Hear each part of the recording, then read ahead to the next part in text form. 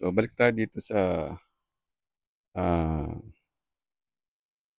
balik po tayo dito sa ating, naputol na pagpapaliwanag ano, na ang Pilipino ay hindi language ano, sila ay, educated people ano. Meron silang bansa, nagbabasa sila ng Word of God, meron silang wisdom, may origin sila, may bansa sila, may lupain ang bansa nila ano. Kaya hindi puwedeng tanggalan ng historic rights and legal title ang Pilipinas ano. Sapagkat maliwanag na sinasabi ni Dr. Rosy Rizal maging dito sa kanyang sulat, itong nasa kaliwang ito ay sulat bago magkaroon ng ah, digmaan o battle, field of battle ano, para kunin ang ating tahanan at bansa ano. Hindi ito para kumuha ng pangalan ni King Philip ano, kundi kunin ang ating tahanan at bansa. Ang sinasabi ni Dr. Rosy Rizal na tahanan natin ay yung Pilipinas dahil doon niya iniwan ang kanyang mga magulang ano.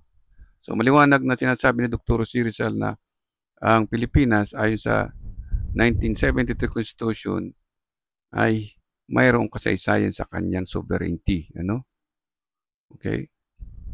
Dahil diyan ni Dr. Rosy Rizal iniwan ang kanyang mga magulang ano.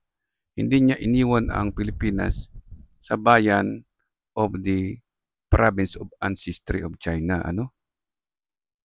Okay?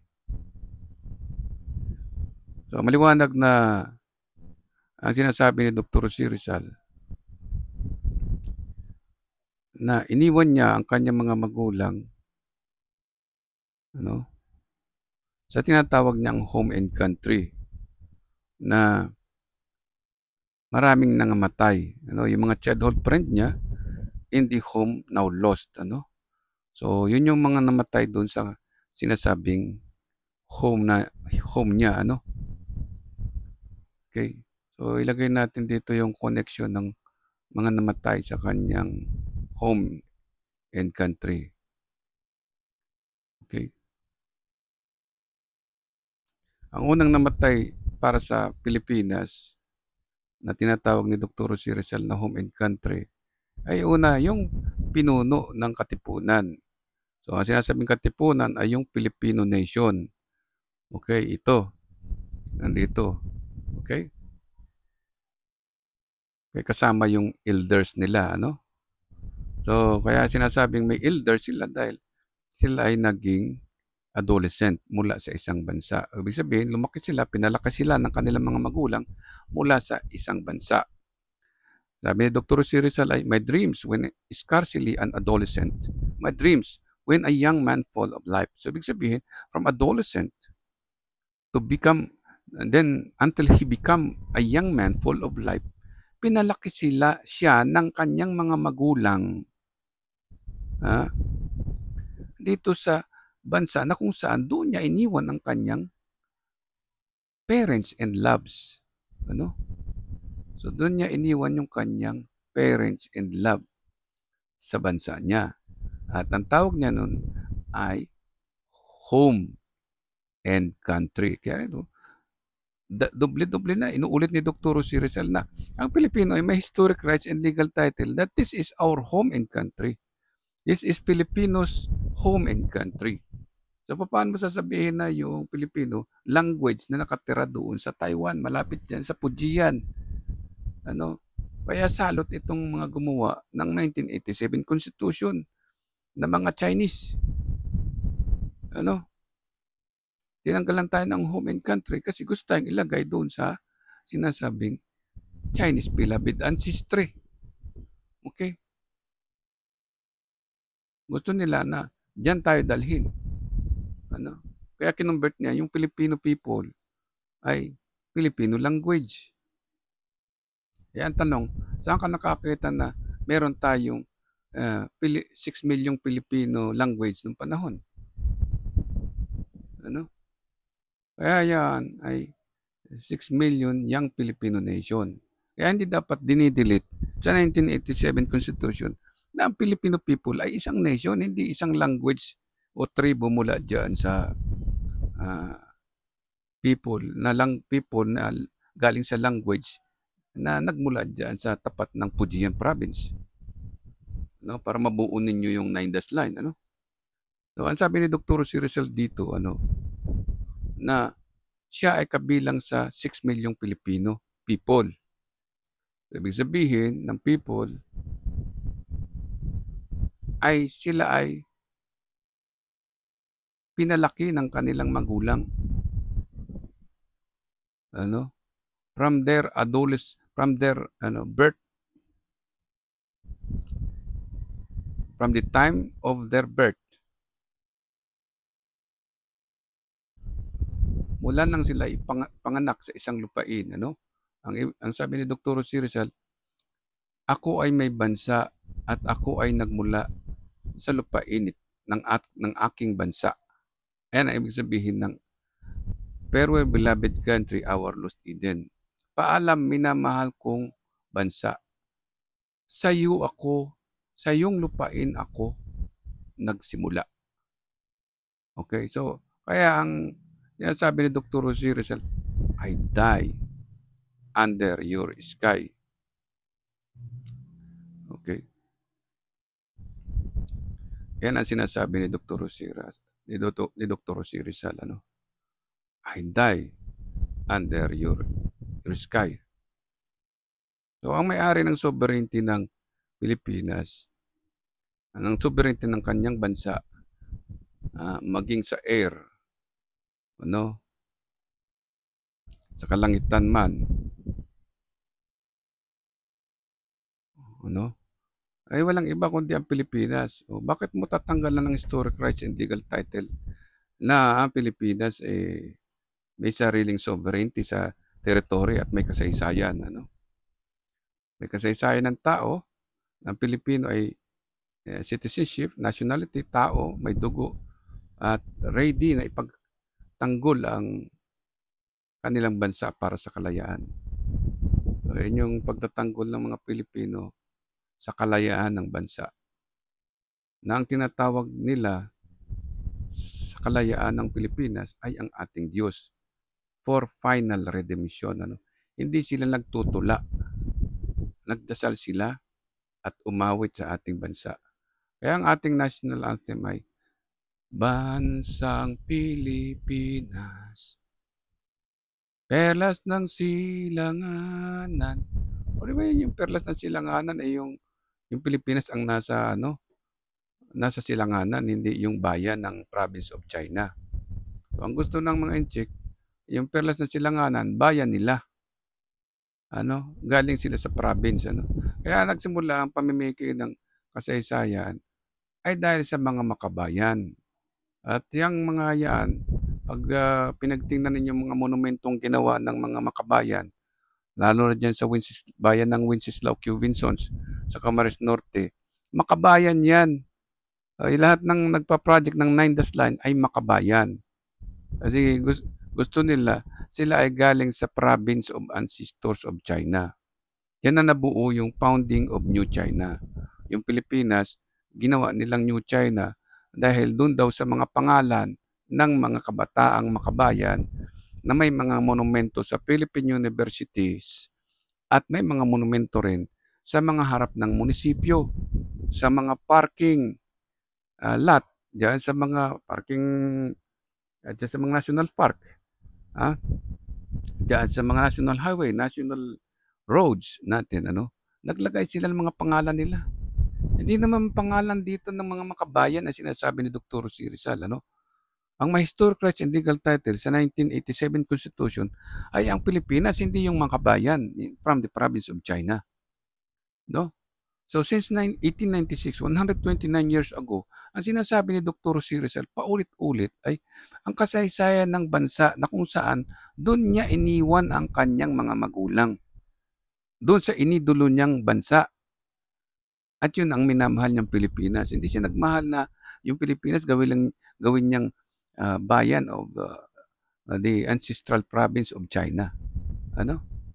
Dahil iniwan ni Dr. Jose Rizal ang kanyang sarili sa lupain, hindi sa lahi, hindi sa fraternity.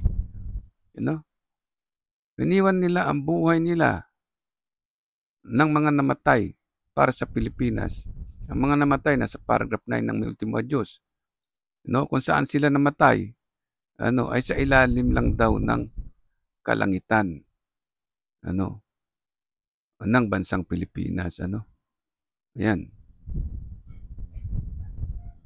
okay. Lahat ng nangamatay, no, sa ilalim ng bansang Pilipinas, sa ilalim ng kalangitan ng bansang Pilipinas, na dito sa paragraph 3, ay namatay sa ilalim ng kalangitan ng Pilipinas. Diyan sa paragraph 3 ng May Ultimo Diyos. Sila ay namatay sa ilalim ng kalangitan, sa ilalim ng atmosphere ng isang bansa, na kung saan doon iniwan ni Dr. Jose Rizal yung mga magulang niya na nagpalaki sa kanya from the time of adolescent, from the time he was born from the land of our country until he become adolescent and become a young man full of life, bago siya pinatay dito sa paragraph 2, bago sila namatay dito sa paragraph 1. Si Dr. Jose Rizal ang unang nagbigay ng buhay at sinurrender yun sa lupain ng kanyang bansa, na kung saan doon niya iniwan ang kanyang mga magulang. Bago sila nakipaglaban dito sa paragraph 2 upang ipaglaban ay ang ating tahanan at bansa, na kung saan yung mga childhood friend niya na nandito sa paragraph 9 ay namatay din. Kaya dati, other give you their life. And these are other who gave their lives. So, ang ginagawa nito mga inchik, lahat ng pambubutol, ginawa na nila. Ang nilagay dito ay mga patay na inchik. Nilagyan ng monumento itong patay na inchik na ito. Diyan sa Chaong, itong General Yepe at ipinaris kay Rizal. Ay hindi naman si Rizal nabuhay sa dugo, nabuhay siya ay sa lupain ng isang bansa, na kung saan doon iniwan ni Dr. Jose Rizal sa lupain ng bansa niya na pinaghaharian ng Diyos yung kanyang mga magulang. Hindi niya iniwan doon sa bahay ng taga Binyan, bahay ng inchik sa Binyan, ang Pilipinas, So paano pagkakasiyahin din yung region of Luzon sa loob ng bahay ng inchik sa Binyan, Laguna? Okay? So ganun tayo minamanipulan ng inchik, So dito, pinapaliwanag natin na mali ang 1987 Constitution. Hindi siya nakapattern doon sa sinulat ni Dr. Jose Rizal sa May Ultimo Diyos noong panahon ng digmaan. Kasi ang sulat po ng May Ultimo Diyos ay tungkol sa sinasabing patriotic prayer and song for God's final redemption of our country. So, pakita rin natin para malaman, ng mga inchik ang ating sinasabi, Ang May Ultimo Diyos ay patriotic prayer. Nandito sa paragraph 9 and then paragraph 10. Patriotic prayer and song of God's final redemption to our beloved country. Dahil siya po yung Diyos ang naghahari sa ating bansa. Hindi pwedeng pagharian ng inchik ang bansa natin, dahil Diyos ang may-ari ng lupain ng ating bansa. So, patunay na mayroong historical rights and legal title ang Pilipino na sila ay isang nation sa isang bansa. Hindi sila language. Ang Pilipino dati nang may language bago dumating ang inchik.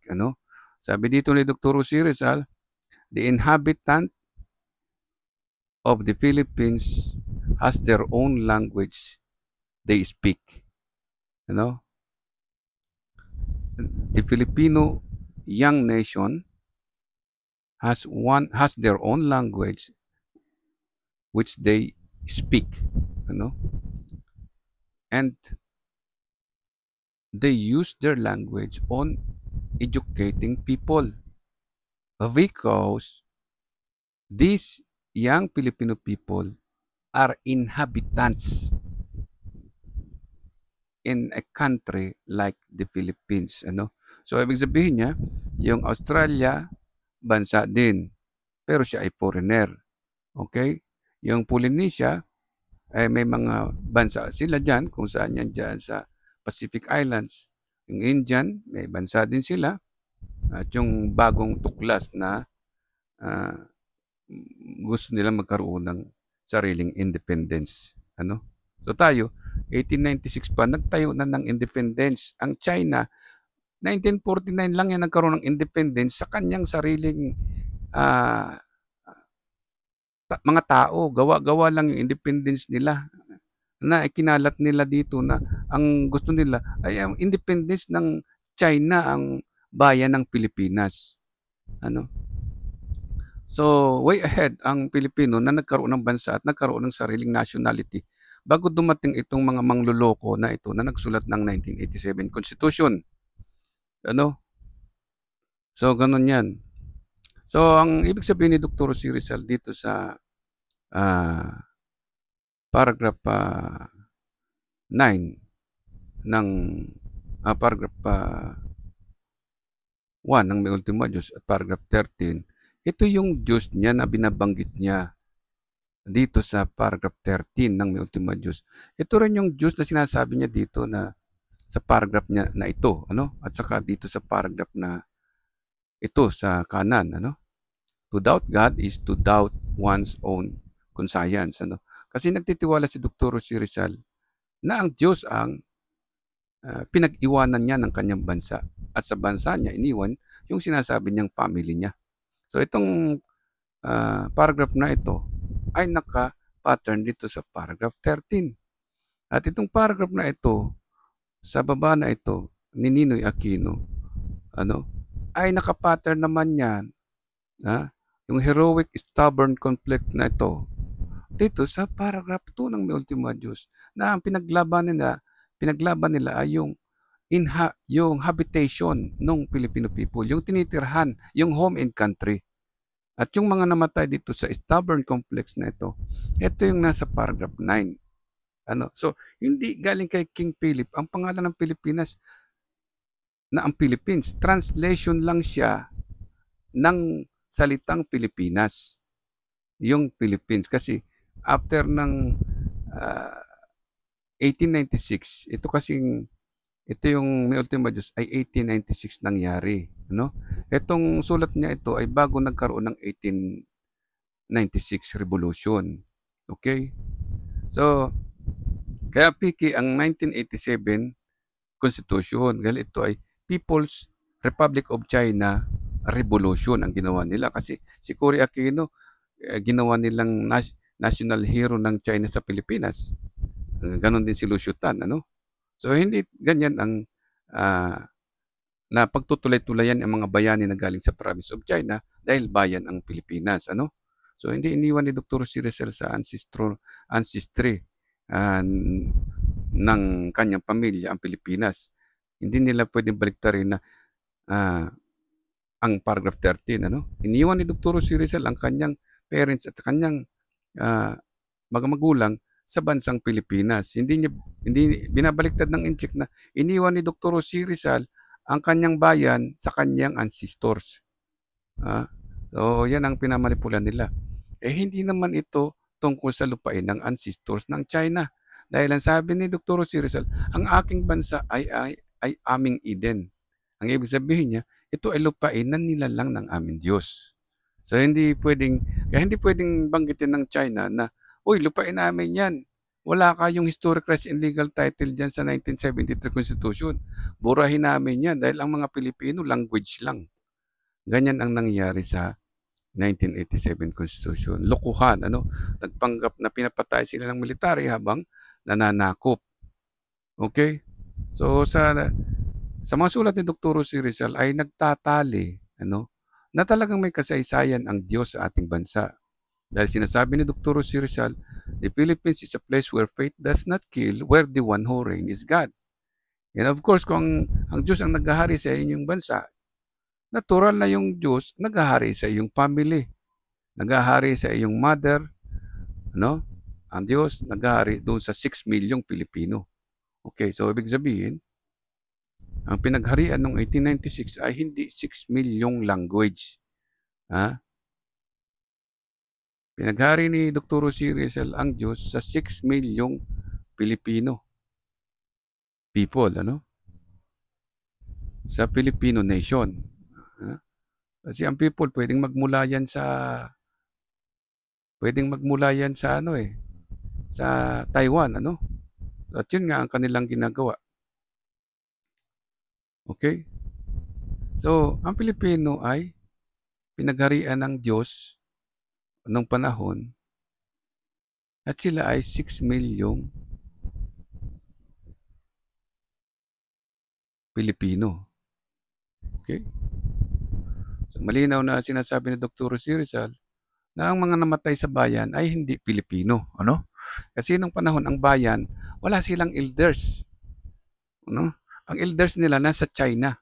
Iniwan nila ay sa China. Kaya dapat sa China sila babalik. Kasi hindi naman tungkol sa lupain ng Inchik ang sinasabi ni Dr. Jose Rizal. Okay? Lupain ng ating Diyos. Okay? Yung Diyos ay create niya yung pamilya ni Dr. Jose Rizal mula sa isang lupain. And nung ipanganak ang mga Pilipino diyan sa lupain ng Pilipinas, naging adolescent sila. And then naging young men na lumaki sa bansa na kung saan doon iniwan ni Dr. Jose Rizal ang kanyang mga magulang. Okay? So bilang isang bansa, meron tayong Diyos. Yan dapat ang ilalagay sa konstitusyon. Dito pag tinanggal mo ang Pilipino, tinanggal mo ang Diyos. Okay? So, tinanggal mo ang pamilya mo kasi ang gusto mo, galing ka sa pamilya ng language. So, yung mga anak bayan of the province of China, sila ang galing sa Austronesian.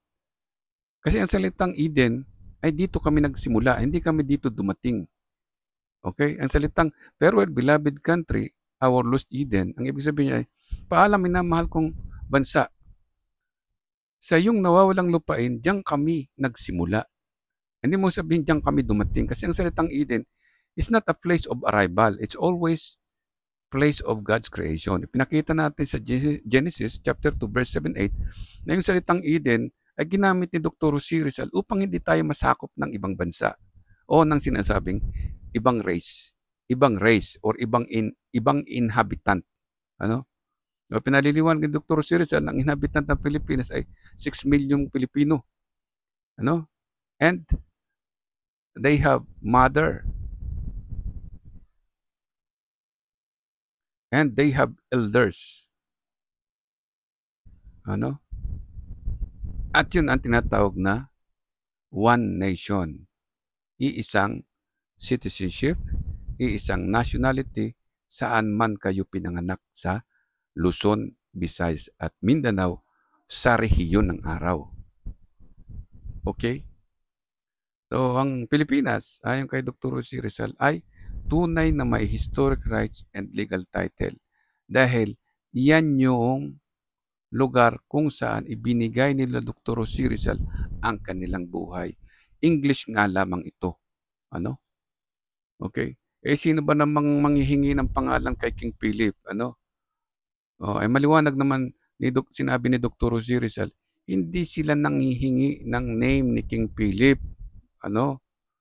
Okay? Ang pinaglaban nila hanggang kamatayan, ang binigyan nila ng buhay, ay ang bansang Pilipinas. Sabi niya, I die under your sky. Ano? And in your enchanted land eternally sleep. Kaya hindi mo pwedeng baguhin ang pangalan ng Pilipinas because Dr. Jose Rizal eternally sleep in the enchanted land of our God. Lupain ng Diyos. Sasabihin mo, lupain ang pangalan ni King Philip. Di para saan pa itong stubborn conflict na ito na ginawa nila dito sa paragraph 2 at paragraph 9 na sila'y namatay mula sa dito sa ilalim ng lupain, ilalim ng atmosphere ng lupain ng Pilipinas. Okay? So, totoo na may historic rights and legal title ang Pilipino, ano? Sa kanilang bansa. So, ibig sabihin, hindi pwedeng i-invalidate ang Republika ng Pilipinas versus land grabber. Yung mga land grabber ng lupain ng Pasig, ay dapat yan ay sila ang kulungin. Ano, yung mga nagnakaw ng alienable disposable land na inaangkin ng LGU o ng bayan, ayan ay mga sindikato. Ano, yung incheck na nag-aangkin ng sovereignty ng Pilipinas na nag-delete ng ating historic rights and legal title sa sovereignty ng Pilipinas at nag-delete ng ating nation, sila dapat ang i-firing squad. Sila ang pabalikin. I-erase yung trace ng ancestry nila sa Pilipinas. Ano? Dahil ang totoong Pilipino, ang totoong nation ay may espiritu. Pag sinabing may espiritu, may laman at buto ka, pero may utak ka. Ayun ang sinasabing espiritu. Ano? Educated ka. Alam mo yung sinusulat mo. Alam mo na bawal yung magnakaw ng alienable disposable land. Diyan sa bayan ng Binsos, nagnanakaw yung mayor ng lupain. Ano? Nagnanakaw ng historya at binibigay sa Malaysia Eredenta. Ano? Yung previous mayor. Hindi na lang natin alam kung itong mayor ngayon ay magnanakaw din. At pumapayag din sa Malaysia Eredenta. Gagawing Malaysia. Ano? So yung pong mga magulang namin, mga lulo natin, mga ninuno namin diyan sa Camarines Norte na lumaki diyan sa bayan ng lupain ng Indan, ay piniraso po ang lupain ng bayan ng Indan sa mapa ng Pilipinas at tinapalan nitong pangalan nitong Wenceslao Q. Binsos na inchik na ito na nag-design ng 9-dash line kasama nung tatay ni Gloria Macapagal-Arroyo. Ano, kaya yung Malaysia Erdenta ay heritage yan ng Chinese Malaysian. Ang Pilipinas naman, heritage naman daw ng Fujian Chinese. So, yun po ang pinalalabas. Kasi ang historian po ng Malaysia Erdenta ay itong si Mr. Tan Sri Ismail Hussein. At marami pang iba na meron silang aklat. Ano? At yan ay illegal na dapat ay tanggalin. Yan ang dapat tanggalin. Yung mga bayani na piki na pinaglalagay nila sa mga harap ng munisipyo, sa harap ng ating mga university, at burahin na yung lahat ng mga kabataang makabayan na yan. Dahil nakakahiya sa buong mundo na kayo ay naandyan, nagdadadakdak kayo dyan sa history ng inchik ninyo, ng ancestors ninyo, ni Mao Zedong, ay terorista naman talaga siya. Hindi nyo pwedeng gawin na ang Pilipinas ay lupain ng mga mamamatay tao. Dahil sinabi sa paragraph 13 ng Mi Ultima Jus na ang Pilipino is a place where faith does not kill. Ano?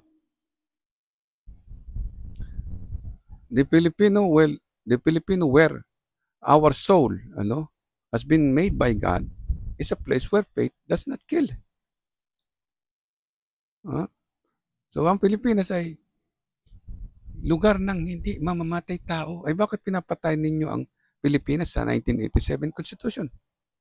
Pinapatay nyo ang Pilipino at binuburo ninyo doon sa kasama ng Austronesian language sa Taiwan. At yung Taiwan naman sinasakop ng China. So yung mga drawing ninyo sa utak ninyo yan ang gumagawa at lumilikha ng World War III. Yung sobrang gahaman ng inyong ancestors na sila ang pinakikinggan ninyo at hindi yung Diyos, ay nagiging barbaro kayo. Hindi yung tatabunan ninyo ng pagkatao ang mga Pilipino at ilalagay ninyo ancestors ninyo. So, hindi ganyan. So, yan lang po ang ating topic ngayon. Sulit tayo ngayon. Na-explore natin lahat ng tunay na kasaysayan ng ating bansa. Okay, God bless Philippines. God bless Pilipinas. At yung mga taong bayan umuwi na sa province ng China. Yung mga anak bayan ng province of China, burahin nila yung mga pinagsusulat nila dyan sa University of the Philippines at sa lahat ng university, mga public documents, sunugin na nila. At yan ang utos ni Dr. Jose Rizal nandito. You are not Filipino. You are illegal immigrant. And then you have to apply visa or otherwise you'll be firing squad or you'll be going back to China, back to your home province in Fujian. Okay, God bless Philippine military. God bless us all. God bless the Philippine history. God bless our true constitution, the 1972 constitution. And if we want to erase it, we have to modify it without the 1987 Constitution. Okay, God bless. God bless Philippines. God bless Pilipinas. Purihin ang ating Panginoong Diyos na may likha sa ating kaluluwa, sa ating spirito, sa ating nation, sa ating historic rights and legal title, sa ating bansang Pilipinas. God bless Dr. Jose Rizal and justice for all Katipunan na ninakaw ang pagkatao ng mga inchik. Ano? Itong mga inchik magnanakaw ng pagkatao. Ano? Magnanakaw talaga kayo. Kaya ang daming mga nakawan sa gobyerno. Dahil puro magnanakaw ang nandyan sa gobyerno. Ano? So ngayon ay alisin na lang 1987 Constitution, lahat ng mga nasa gobyerno, tanggalin. Ano? Ibalik na lang yung totoong tao dyan sa uh, gobyerno. Yung totoong tao ang ilagay dyan. Ano? Hindi nagpapanggap na tao na Chino pala. Okay? God bless Philippines. God bless Philippine military. God bless all our national hero. At yung mga Peking hero, sila yung sinasabi natin na they do not know the dignity of their birth, but they do know the glory of their lies. Ano? Sila yung sinasabing, what the Pujian are worth lying for? What the Pujian are worth living for? They do not know the dignity of their birth, but they know the glory of their lies. Lies, lies, lies, lies.